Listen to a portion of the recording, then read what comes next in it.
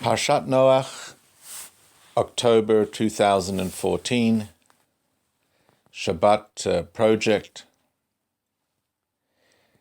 I'd like to take the opportunity of congratulating and extending a hearty mazel tov to all of those who have participated and are participating in this memorial Shabbos, which is joining Melbourne Jewry together with Jews from over 460 cities throughout the world, where we've committed to the best of our ability to enjoy the Shabbat experience, an experience that God has said is actually a gift that I have given to the Jewish people. And therefore you may find it somewhat strange that I would like to begin my sermon by stating, do not keep Shabbat. Thinking to yourself, Orthodox Rabbi, telling us not to keep Shabbat, what exactly is he saying?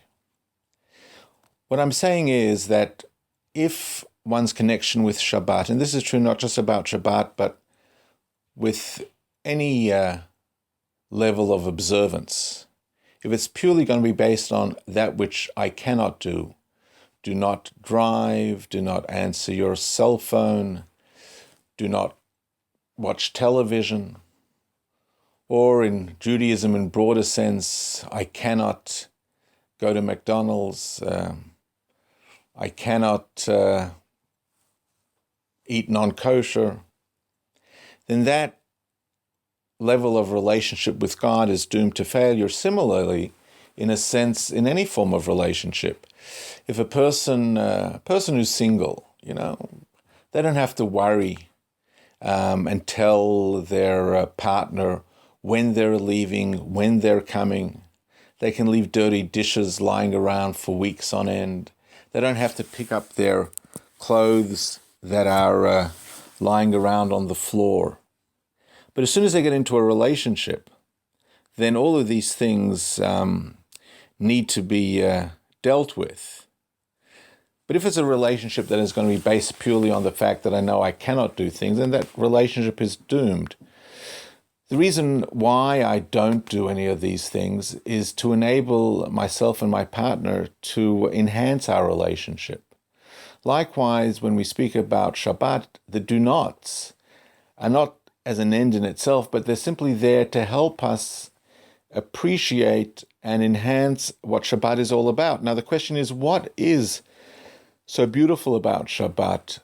A number of weeks ago, I happened to be in Manhattan. I spent Friday night with my daughter and son-in-law. They run a Chabad for young professionals, and there was about 60 people there for Friday night dinner. Very proud to say that my daughter Peril prepared it single-handedly. And what's interesting, of all those that were present, there was only one doctor, everyone else was in finance. And my son-in-law Levi, what he likes to do is he poses a question. And the question that week was, what does Shabbat mean to you? And it was interesting that most people responded and they said, Shabbat means to me the ability to just simply switch off the cell phone, switch off, so to speak, the outside world and focus on myself and focus on friends and family. And this is actually a challenge that I would like to pose. And, who's really free? I wonder if there's anyone here listening who can say that I will be able to switch off my cell phone for 25 hours. How often do we say, and we hear ourselves say, no, I just have to take this call. I just have to go somewhere. Who's free? The person who doesn't answer the cell phone? The person who doesn't drive the car on Shabbat? The person who doesn't watch the television because they don't want to? I think they're freer than a person who, so to speak, feels, well, I just have to watch this show. I just have to answer the call.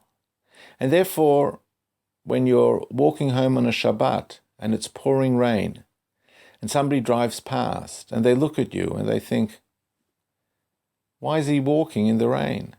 I would venture to say that the person who's walking in the rain is truly free because he wants to do that. While the person driving, in fact, is perhaps enslaved to his own needs and desires.